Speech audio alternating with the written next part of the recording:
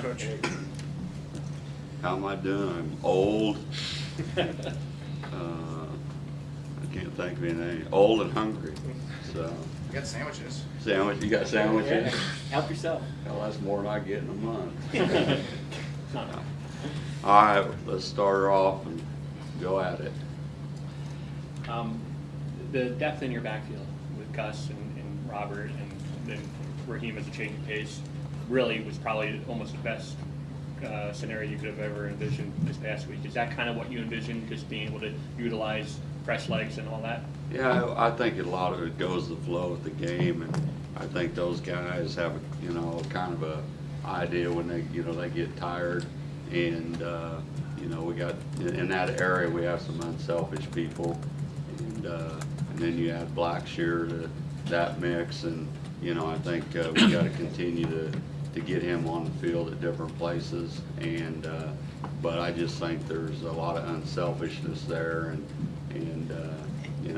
they don't care who gets the ball, and that's just the way Lester's done a great job with them. He's got a really good room, and a bunch of unselfish kids that just want to play and win. So kind of what I'm used to and Lester's used to.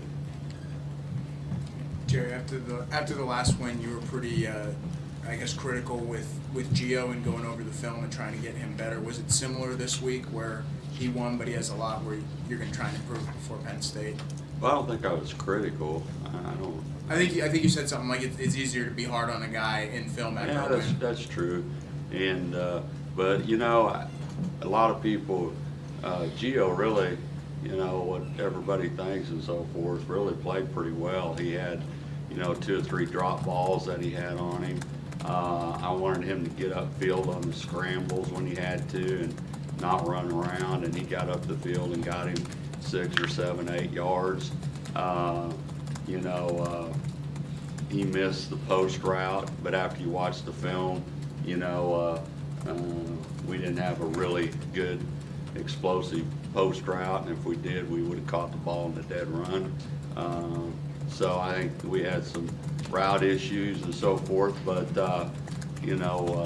as far as what we did in that game and the reads and things of that nature, he never missed a read, and which is unusual for a quarterback.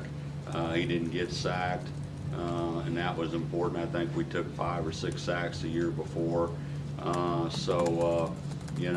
And we ran the ball a lot, and to be honest with you, we probably threw it too damn many times if you're getting 5, 6 yards a pop.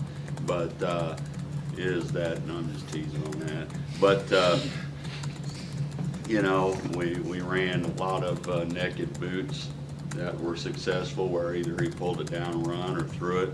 So I would say he did a good job of managing the game. I think he managed the game very well. And does he have to get better? We all got to get better, and we have to be better, or we have to throw for more than 100 yards or whatever this particular week. Yeah, you're playing a different style of football team. So, it's you take what the defense gives you from week to week, and the kids respect him, and he's 3-1. So at the end of the day, you're 3-1, and he's done a good job of getting us there, and we're going to get Jonathan Lewis back this week off the high ankle sprain, and so that can do some things that can take some pressure off the run game, but he ran the ball well, but to take any hits off that he may take in this particular game, so that's good news. And trying to think of anything else. And the best news we had is it's as good as we played up front since I've been here. I can't tell you last year, but as far as me being here, this is the best we've played up front all year as a group. And we really, our kids got rolling, and we moved people off the ball, and we got after it up front, and we won the game because we beat them up front.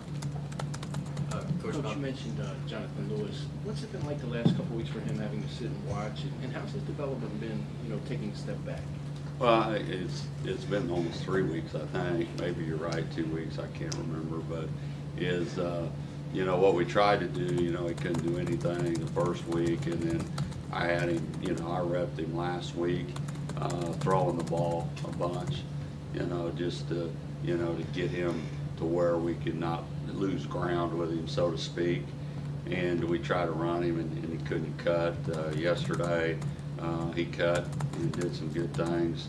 But I think he, probably because of him not being able to run the ball, he improved on throwing the football and really understood his reads and maintained his focus in the meetings. And, a lot of time young players don't do that. But, I tested him out last week to see if he's paying attention, and he was, and he did a nice job with his reads and things. So, you take a negative and you try to make it into a positive. So, I still think he continued to move forward because of that. Plus, he could step back and see a little bit of what, how things are, how things are working and what we're saying. You step back sometimes, you can see it a lot better. Do you expect to have Janarian back? I don't know. I mean, that's a question mark every week right now. You do and you don't. So, the best way to do is get your other guys ready to go, and if he's able to play and able to practice, and then, that gives us an added dimension. But if not, we go on and play, and, he didn't play last week, and we still won the game. So that means, Hunter's making progress, and so, you do what you do with the personnel you have, and we've got to continue to, I think probably, get better at the receiver position as far as, they're all young that we're playing, and, one of them's going to break out here soon, and hopefully it's this week, but they're young guys and they're improving, and, we missed, you look at it, we would have thrown for a lot of yards if we'd hit the post route. That was about a 60-yard plus throw, and we had him beat. And then Jerome, who never drops the ball, dropped the ball, and that was a 30-yard. So I mean, we had opportunities to have a really dominant game, but we missed those opportunities, and we won't be able to afford to miss those opportunities this week, of course. Coach, you mentioned dominating up front. How much of that was the tight ends helping blocking? Coach Ash said that they've really developed that aspect of their game since after the bye week. Just what have you seen out of them, and how valuable is it to have tight ends who can provide good blocking in the running game? Well, people have followed me, I'm probably more like, they were back when Ray Rice and, you guys ran the ball a bunch, didn't you? I would have. And, but, I think we surprised them in coming out in what we call 12 personnel with 2 tight ends. And, I don't think they were ready for that. And, we just did a good job, both tight ends, and actually all 4 of them played. And, they did a good job of cutting things off to where we had the backside crease, pretty much, most of the evening, but I would say I hate to single anybody out. I just think from tight end to tackle that as far as executing up front, we played well, and hopefully that gives us confidence going into the next game, because we'll have to certainly play well at Penn State. Final question. Jerry, it seemed like early on, Gio had a tendency to scramble when he sensed pressure, try to get out of the pocket. And on that last touchdown throw to Gus, he stood in the pocket, took the hit, and made the throw. Is that a tendency you've worked on with him, trying to keep him in the pocket to make those throws?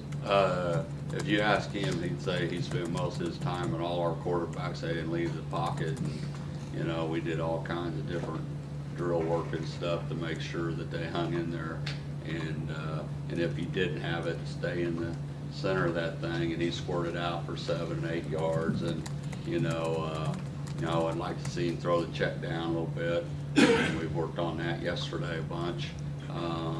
But You know, the throw at the end was about as good as football plays you'll see, and you won't see guys in the NFL make that play because we were in a five-man protection, and we had to throw hot, and the end coming off the edge, he wasn't, you know, that's the quarterbacks, and he had to get it out quick, and you know you're going to get hit, and he got it out. And the best part of it is when Gus came, you know, when Gus came around the edge, as soon as he came off the corner, he looked immediately, and that's what you work on all the time, but very rarely do you see it executed like that, and that was a huge play in the game. And so, like I said, we made some plays in that game that we haven't, but like I said, you can watch all the NFL games you want to, and those guys end up on their back, and the ball ends in the ground. So, I mean, that was, you know, a great play by, you know, two players. And, you know, if you're not aware of that blitz, you're going to get hit in the back, and you probably won't play the rest of the year. So you better pay attention to the blitz. And he did a great job. He's a smart, you know, his strength right now is being a smart player. He checked a lot, you know, he checked a lot of plays, did a lot of things that people don't understand, you know, and he hadn't played that much. So he'll continue to get better. And at the end of the day, like I said, I'm not a real big stat guy. I'm a real big stat guy on one thing: win or you lose. That's the stats that count. And then the things that the stat that you look at is turnovers. Okay, if you can run, you can run the ball, and you don't have minus yards and penalties. We didn't have a lot of minus yards. You start, you know, just like this week. If we're, you know, we're second 15. Second 12 against Penn State, then we're going to be a lot of trouble. You know, against Maryland, we were 3rd and 4, 3rd and 5, 3rd and 3. You know, most of the night, and then when we did get trouble, we made some big plays. And so, but at the end of the day, the only stat that matters is the win and losses, because that's what everybody remembers. You know, and it seems like, you know, I know throughout my career, I know Glenn Mason, when he interviewed me the other day, he said, what did he say? That Coach Kill hasn't lost very many games if you rush over 200 yards. Isn't that what he said? That's correct. So we rushed over 200 yards, we won the game. All right, so I've kept the theory alive. So we'll see what happens this week. It might be just a tad bit tougher, because I think that Michigan State, who can run the ball, what they rush for 100. They threw for a bunch though. So we'll have to play very well, and you know, we look forward to the trip and the preparation. So thank you very much. You guys have a great day. You sure you don't